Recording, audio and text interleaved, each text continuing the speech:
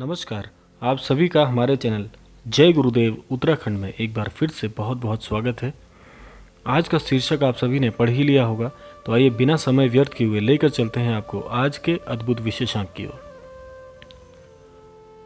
जीवन में प्रत्येक व्यक्ति सफलता और समृद्धि के नए आयामों को प्राप्त करना चाहता है।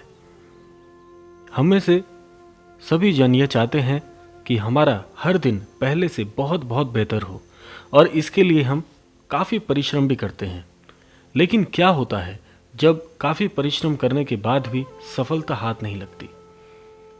हम प्रतिदिन अपना 100% देते हैं, प्रत्येक कार्य को 100% देने के बाद भी जब सफलता नहीं मिलती, जीवन में असफलता हमें हासिल होती है, तो फिर हम बहुत निराशा में पहुंच जाते हैं। और यहाँ पर निराशा का भाव रखना भी स्वाभाविक है, क्योंकि जब आप किसी कार्य के लिए पूरे दिल से, पूरे प्रयत्न से कार्य करते हैं और सफल नहीं होते, तो एक ना एक पल हमारे मस्तिष्क में यह बात अवश्य आती है कि क्या मेहनत करना भी व्यर्थ है। और यदि सभी शास्त्रों में, सभी धार्मिक पुस्तकों में यह बताया गया है कि कर्म करना सबसे बड़ा होता है, कर्म करने के पश्चात फल की इच्छा नहीं रखनी चाहिए, यह भी बात सत्य है। लेकिन क्या हो जब करने के पश्चात भी 100% देने के बाद भी हम असफल हो जाएं? यह बात लगभग सभी के मस्तिष्क में एकदम सटीक बैठती है। आप यह अवश्य सोच रहे होंगे कि इस पूरे जीवन में हमारे साथ भी ऐसा कई बार हुआ है। कई बार ऐसी परिस्थितियां आई हैं जहां पर हमने अपना 100% दिया, लेकिन सफलता या हम सफल नहीं हो पाए। उसका एक सीधा सीधा कारण है कि जब भी हमारे जीवन में ऐसी घटनाएं हों कि जब हम बहुत प्रयत्न कर रहे हों, पूरा परिश्रम कर रहे हों, लेकिन असफल हो रहे हों, तो ऐसे समय में हमें एक ऐसे गुरु की, एक ऐसे इष्ट की आवश्यकता पड़ती है जो हमारे जीवन में प्रवेश करने के पश्चात हमारा सही मार्गदर्शन कर सकें और हमें सफलता के आयाम तक पहुंचा सकें। जी हाँ, जितने भी दर्शक ये आज क्रमांक देख रहे हैं, वे सभी जानते हैं कि हम श्रद्धेय श्री नीम करौरी महाराज जी के विषय में बात कर रहे हैं। महाराज जी से जितने भी भक्तजन जुड़े हैं, महाराज जी से जितने भी दर्शक आज ये विशेषांक देख रहे हैं, जुड़े हैं, तो उन्हें यह निश्चित कर लेना चाहिए कि हमने एक ऐसे सद्गुरु का हाथ थामा है, हमने एक ऐसे सद्गुरु को चुना है हमारे जीवन के मार्गदर्शन के लिए, जो परिपूर्ण है, जिनकी शक्ति अनंत तक है। और जिन गुरुजन का हमने हाथ थामा है, वे हमारे जीवन को समृद्धि के सभी आयामों तक पहुंचा सकते हैं। इसके लिए पहली बात मैं आपसे यही कहूँगा कि आपका विश्वास बहुत बहुत अडिग होना चाहिए। और जब भी आप किसी मुश्किल में फंस रहे हो, उस समय आप अपने प्रयत्नों के साथ साथ गुरु जी का ध्यान करिए, महाराज जी के विषय में चिंतन करिए, महाराज जी के सामने अपनी सभी कठिनाई कहिए। क्योंकि हम में से काफ़ी जन ऐसे होते हैं जो अपने कर्मों पर ध्यान तो देते हैं, सत्कर्म भी करते हैं, और किसी मंजिल को प्राप्त करने के लिए सही मार्गदर्शक की तलाश भी कर रहे होते हैं। लेकिन हम एक बात अपने मन में नहीं रखते कि हमें जब ऐसी कठिनाइयों का, ऐसी उलझनों का सामना जब करना पड़ता है, तो हमें अपने जो गुरुजन हैं, अपने जो इष्ट हैं, उनसे बात कहने में हिचकिचाना नहीं चाहिए। आप जब तक अपनी परेशानी कहेंगे नहीं, तो आपको हल प्राप्त नहीं हो पाएगा। ये ठीक वैसा ही है कि आप अंधकार में हैं और आपके पास प्रकाश की व्यवस्था भी है, लेकिन आप प्रकाश करने में असक्षम हो रहे हैं। यानी कि आपको पता है कि आपके जीवन का अंधकार कैसे प्रकाशमय हो सकता है, लेकिन आप प्रकाश करने के लिए स्वयं तैयार नहीं हैं, या आप अपने मन में असमंजस बनाकर बैठे हुए हैं कि क्या इससे प्रकाश होगा या नहीं होगा।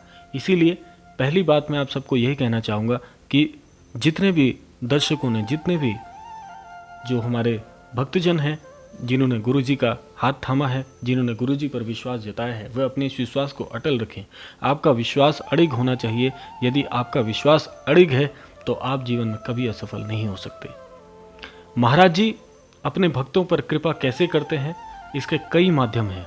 महाराज जी बिना मांगे भी बहुत कुछ दे देते हैं, और महाराज जी ऐसे भी हैं कि जब परीक्षा लेने के साथ साथ में एक सीख भी अवश्य देते हैं जीवन में।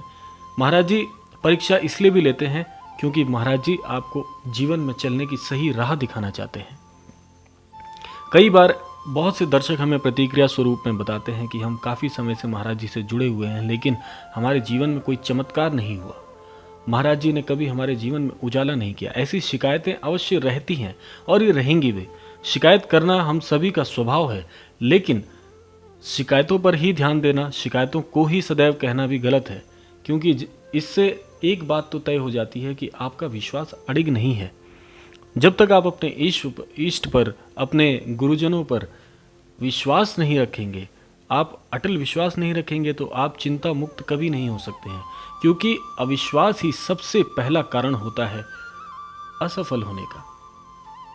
यानी कि जब आप अपने इष्ट पर, अपने गुरुजनों पर विश्वास नहीं कर सकते हैं, तो आपको स्वयं पर भी विश्वास नहीं होगा।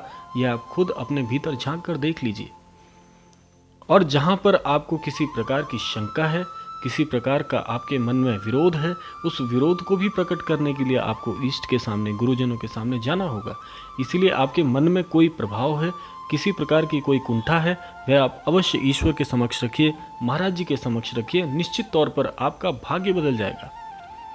यह सत्य बात है। व्यक्तिगत अनुभव से मैं आपको बता रहा हूं कि जब तक आप कहेंगे नहीं, तब तक आपका मन हल्का नहीं हो सकता। और यदि आपने अपना मन हल्का कर दिया तो विश्वास मजबूत होगा, निश्चित तौर पर होगा। इसीलिए पहली बात यही है कि विश्वास को बनाए रखिए, बाकी कार्य आप महाराज जी पर छोड़ दीजिए।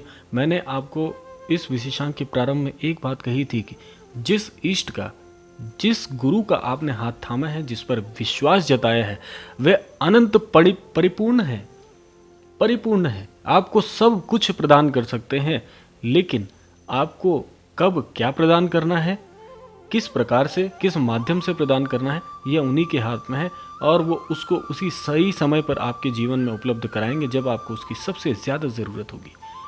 आप इस बात को ऐसे भी विश्वास अपना इस बात पर रख सकते हैं।